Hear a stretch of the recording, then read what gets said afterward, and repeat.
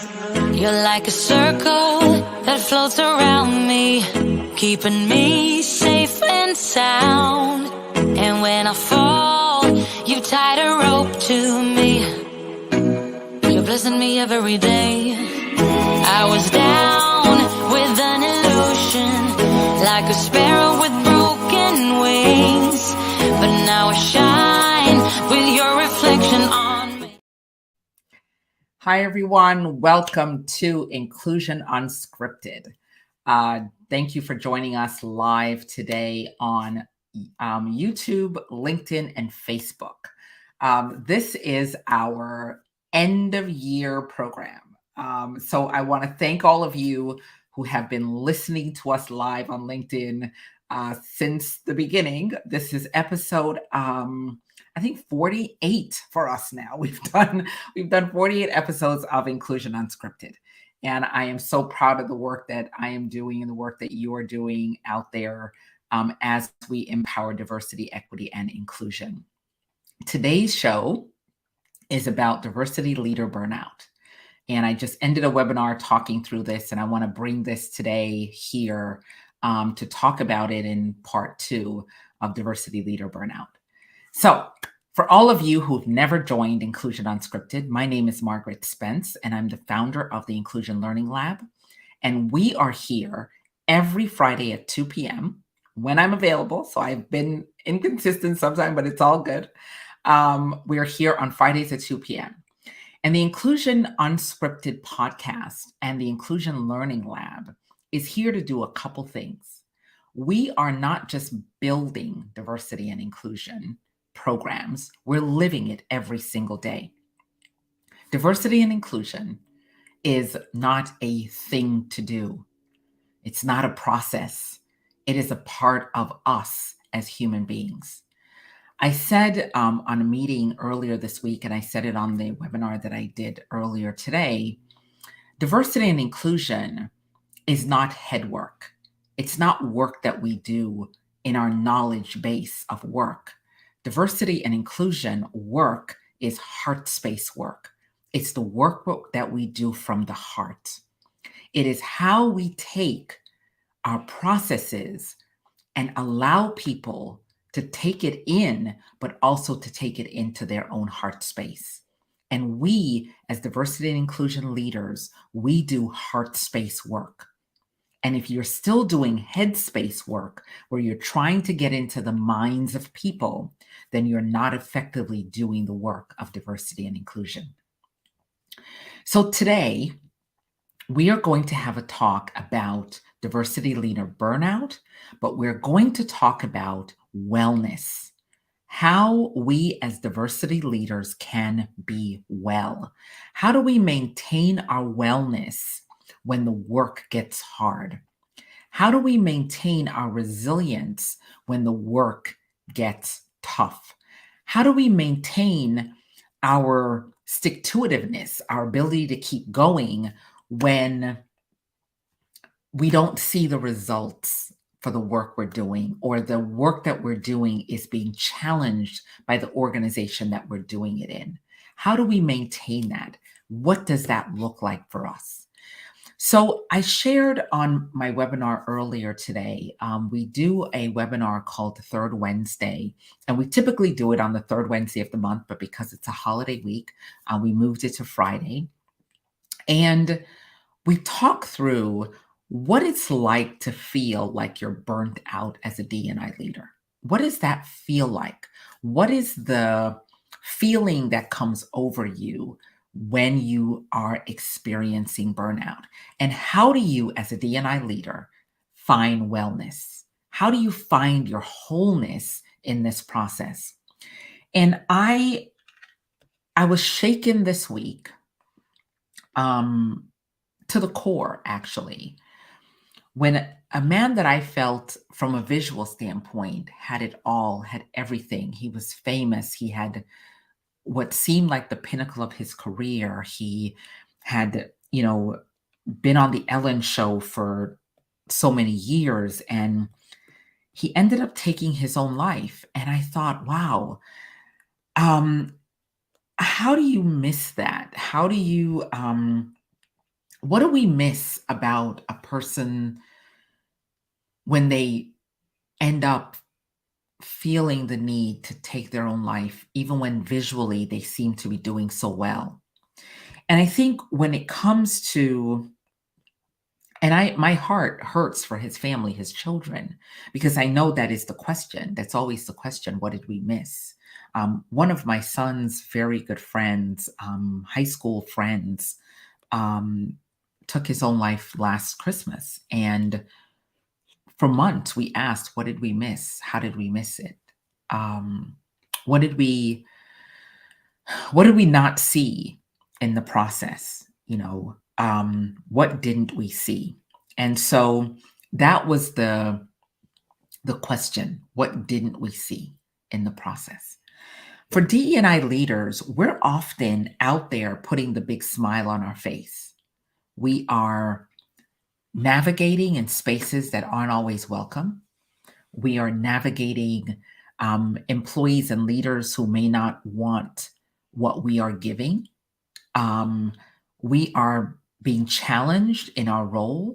We are constantly having to prove our worth and worthiness in the role. We're constantly having to reinvent ourselves as we do the work of diversity, equity, equality, inclusion, belonging, thriving, all of it. So how do we find our own resilience? How do we address our wellness? How do we spot when we are in trouble? And how do we support each other as an envelope? What does that look like as an envelope for all of us? So I want to share my screen for a second, and I want to share a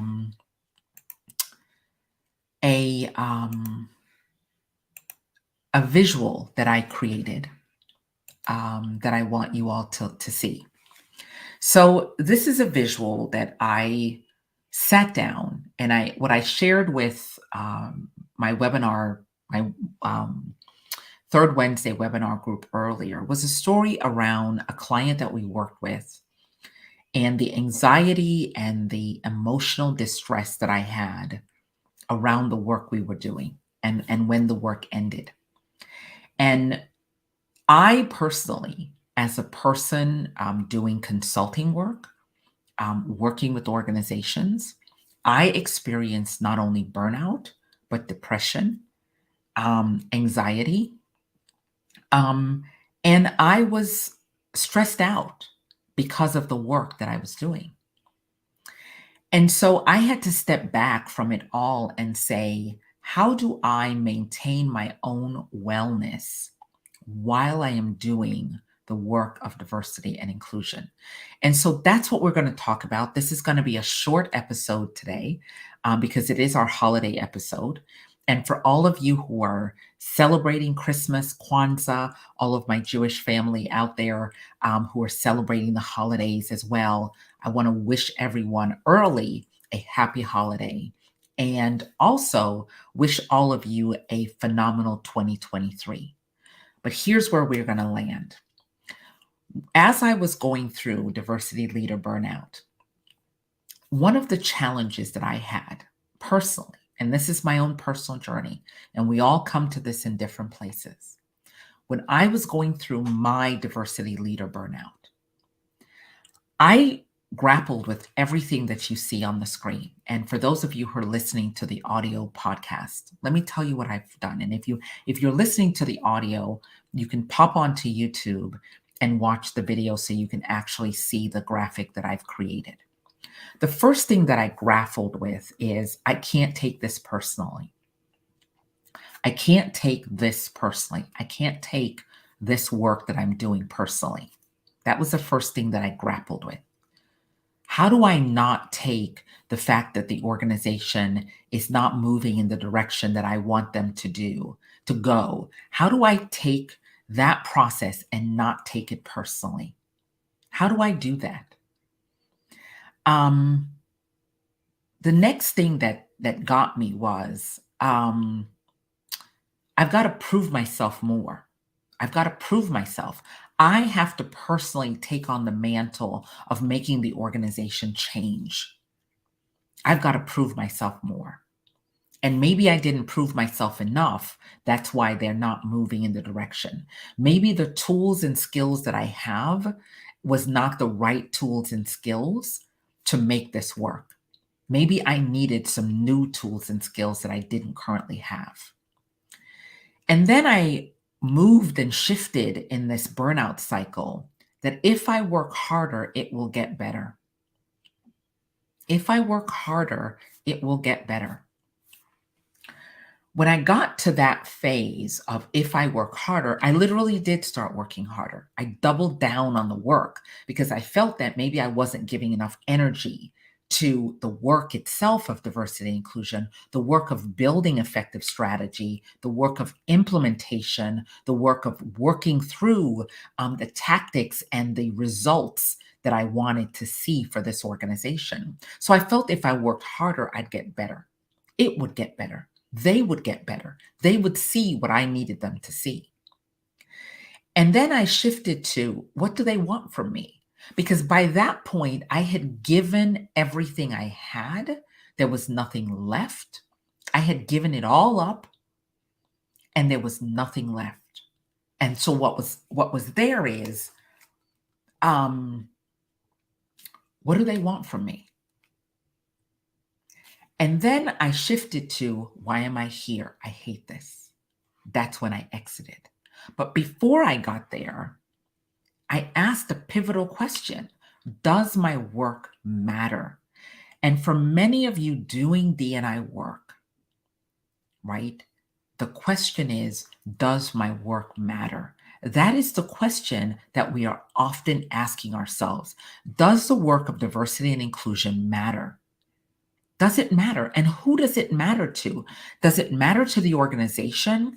Does it matter to the employees? Does it matter to the leaders? Does it matter to the building the office is in? Who does it matter to? Is often the question that we ask ourselves as we do this really hard work around diversity and inclusion and talent work. Because at the end of the day, what we are hoping to accomplish is to make life better for every employee in the organization and to uplift employees who have typically not been uplifted. That's the work we're doing. That is the work, right? And so after I went through this, I got to the point where I said, they can change. I can make them change. If I double down even more, they will change. I can make them change. I know I can make them change. I absolutely know that I can make them change. And then finally, I got to, I don't want to be on the Zoom with these humans anymore. I don't want to be in the room with them. I don't want to be associated with them. I don't want to attend another meeting with them. And I got to, why am I here? I hate this.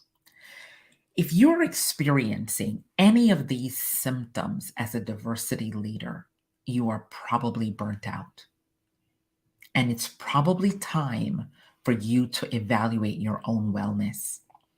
If you feel that you've got to take this personal, you have to prove yourself. If you work harder, it's going to get better. If you're questioning what they want from you, if you hate being there, if you feel they're going to change, if you make things happen, if you don't want to go into your office today, and if you don't feel that your work matters anymore, then you are officially in burnout. And I'm talking to you. And what I want to do is put my arms around you and say, the work matters, but your wellness matters more. Your personal wellness matters more than the work itself. Because oftentimes, as diversity and inclusion leaders, we don't ask for our own psychological safety. We don't ask for the psychological safety that we need. We need to have our own psychological safety. We need a safety net around ourselves.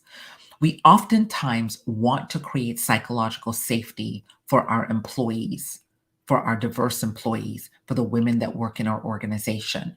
We want to help managers understand how to create psychological safety, but we don't ask the organization to create a psychologically safe environment for us. And so we set out to do the work without asking for what we need. And so the question always is, what do you want and why don't you have it now? But the bigger question is, how do I get the wellness support that I need in my role? How do I get that? How do I ask for it? What should I ask for? What do I need? As a DE&I leader, you need to have mental wellness to do this work. This is not headspace work. It is heart work. It is heart work. And you have to have the wellness to do the heart work. If you don't have the wellness to do the heart work, you cannot do this work. Because everyone is going to find a reason on any given day to upend the work that you are doing. You know, this morning I got up and I read the New York Times as I do every morning. And the article in the New York Times was Elon Musk management guru, ? Elon Musk, management guru. Why the Twitter owner's ruthlessness, unsparing style has made him a hero to many bosses in Silicon Valley. When I read the article, I thought about the DE&I leader who was at Twitter and the DE&I leader who had put in the work at Twitter. And I thought about her work and I thought about the dismantling of her work. But then I read the article more and I realized that it wasn't about Elon Musk. It was about all the other CEOs who think he's a hero. And that's the thing. In this article, they said they consider the work he's doing a bossist, BOSSISTS. I'm assuming that is a new word, a new coined phrase for inhuman work, or is that a new coined phrase for disruptive work? Maybe, I don't know. But what came out in this article was that the organizations feel that diversity and inclusion workshops, remote work policies, company wellness days should be stripped away from their employees because the employees are lazy, entitled people. So how do you, as a DE&I leader, when you're watching this occurring, and you're watching, in this case, an employee wore a Stay Woke t-shirt as this issue was going on. How do we find resilience to do this work going into 2023? How do we find resilience? What does resilience look like for you as a diversity and inclusion leader? Here's what it looks like. Let me tell you why I'm doing the work. Let me give you my lens, my why of why I'm doing the work. A couple reasons. One reason I'm doing the work in a more targeted pace than before is because I have a grandson now. He's a year old, turned a year old a couple days ago. And I asked myself, what is the world that I want him to inherit in 21 years when he is fully an adult and stepping out into the world as an adult? Do I want him to inherit the world where George Floyd has his knee put on his neck and his life is snuffed out of him? Or do I want him to inherit a world where he is empowered to be his true self, where he is empowered to live, where he is empowered by any organization he works for to be his best self, and where his achievements are valued, and where his knowledge is empowered, and where he is allowed to move forward. So my new resilience factor is for my 1-year-old grandson. But the second resilience factor is for my 93-year-old dad. My dad is 93. And every day is a blessing. And I don't take them at all for granted. For him, I look at the days and nights that he has endured to get to 93 and all the changes that he saw along the way and how society got better, technology got better, things got better. And through the lens of getting better, I say to myself, I think we can do better. I also think about the young boy or girl, the young woman who is going to be entering the workforce this year as they graduate in May.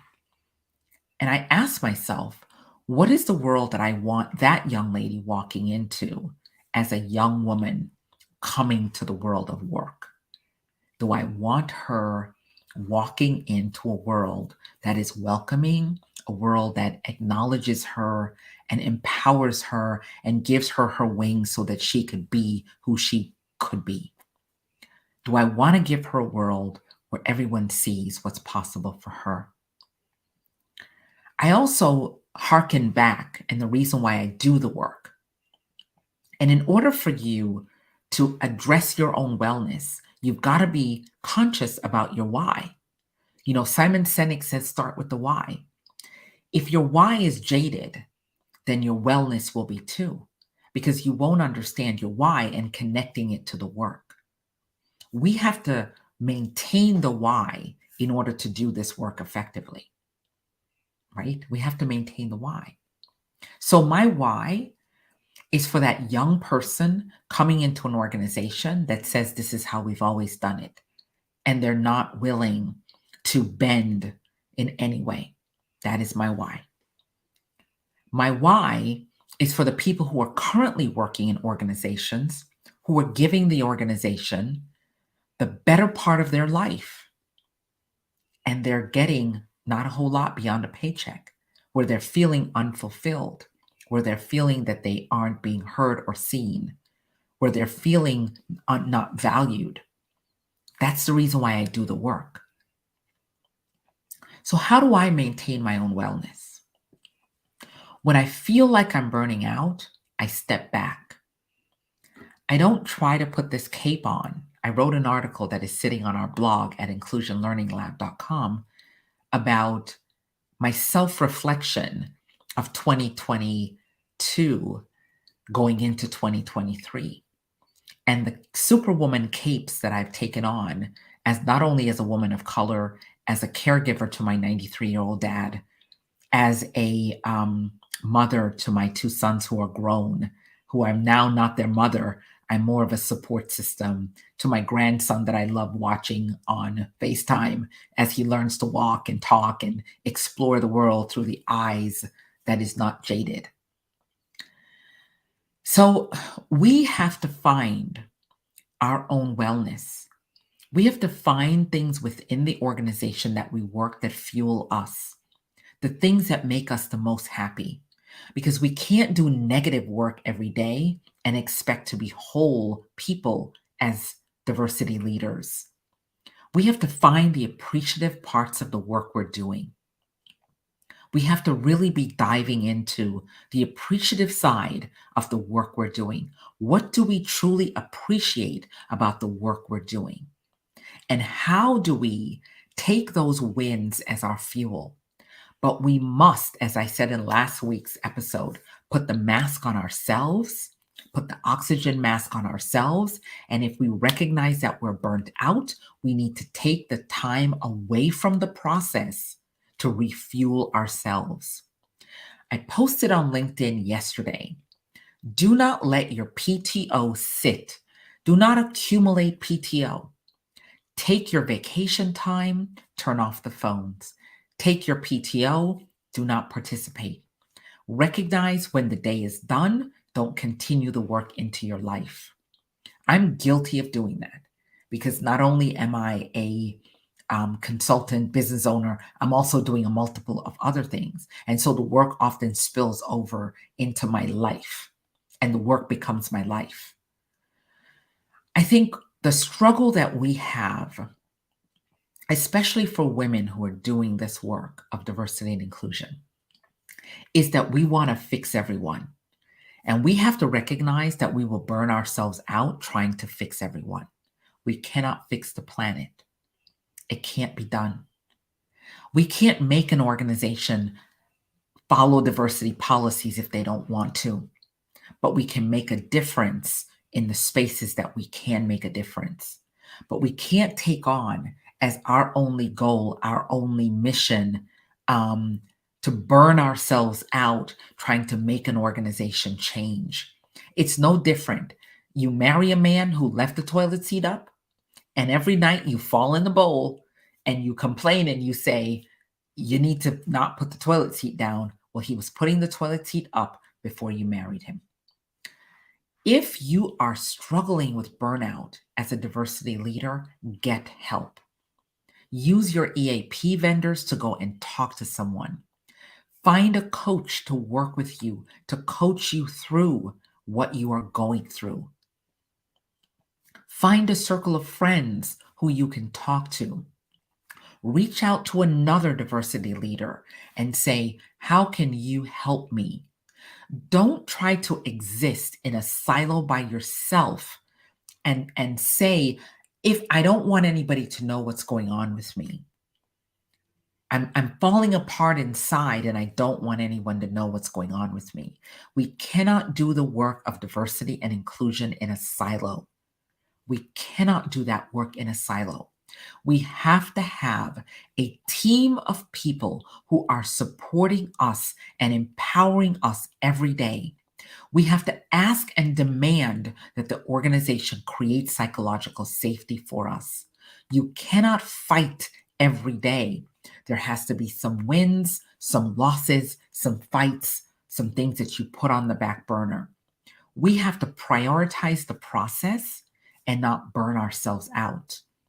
Because the DE&I role is the highest turnover role in the HR talent space. The highest turnover, 70% turnover for diversity leaders. And so why are we having such a high turnover? Because the organization doesn't want us there, for one, but we burn ourselves out there and we don't address our own wellness. And when we are tired, we walk away. Ladies and gentlemen, doing diversity and inclusion and talent work, this is heart work. It's not head work. It is heart work. And if your heart is not in the right place, then this is not the work for you to do. If you are burnt out, this is not the work for you to do. If you're tired and exhausted from doing this work, then you need to step away from it. I do not want to see a diversity and inclusion leader burnt out. I don't want to see that. I want to share this again so you all can see it. This is what a burnout situation looks like, where you say, I can't take this personal. I got to prove myself. I got to work harder. It'll get better. What do they want from me? Why am I here? I hate it. They will change. No, they won't. I don't want to go in today. I don't want to be on the Zoom. And you question whether your work matters. If this is where you are as a diversity leader, I want to challenge you and beg you to take your own wellness seriously. Our wellness matters. No one is going to care about us if we don't care about ourselves. We have to put the mask on ourselves first. We have to do that for ourselves. We cannot expect the organization to address our wellness. I created the Inclusion Learning Lab because I wanted to create a safe space for diversity leaders to be able to share and come with their whole self. But I want to say to all of you, your wellness matters. You've earned the right to stand in the room. You've earned the right to do the work you're doing. You've earned the right to be empowered. You've earned the right to have the organization care about your wellness. You've earned the right to be supported in the DE&I role. You've earned the right to have a psychological safe workplace for you as the DE&I leader.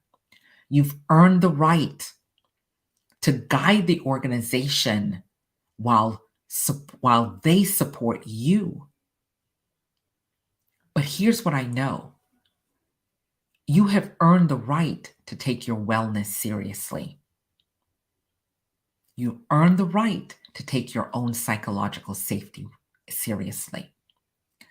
So as I wrap up today's show and we close out 2022 and we head into 2023, I want to ask all of you to make a resiliency plan for yourself. What will it take to empower you every day? Who do you need to surround yourself with so that you are empowered?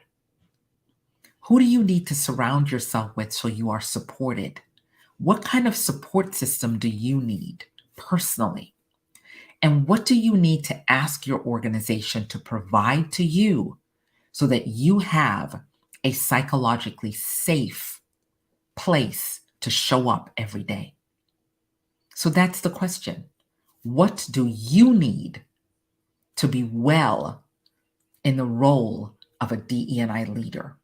What do you need to fuel and empower your own personal wellness? So as we go into 2023, I want to wish all of you a happy holiday, an amazing 2023 to come. We will be back after the holidays. So I thank you for listening to Inclusion Unscripted. And I want you all to have an amazing holiday season. Thank you for joining us today in Inclusion Unscripted, and we'll see you again soon. And tell a friend about this program and download it and like it on your favorite podcasting app. Thank you again. Have a wonderful holiday season. You're like a circle that floats around me, keeping me safe and sound. And when I fall, you tied a rope to me. You're blessing me every day. I was down with an illusion, like a sparrow with broken wings, but now I shine with your reflection on me. Thank you, everyone. We have a couple comments. Thank you guys for joining today and have a wonderful holiday. Thank you.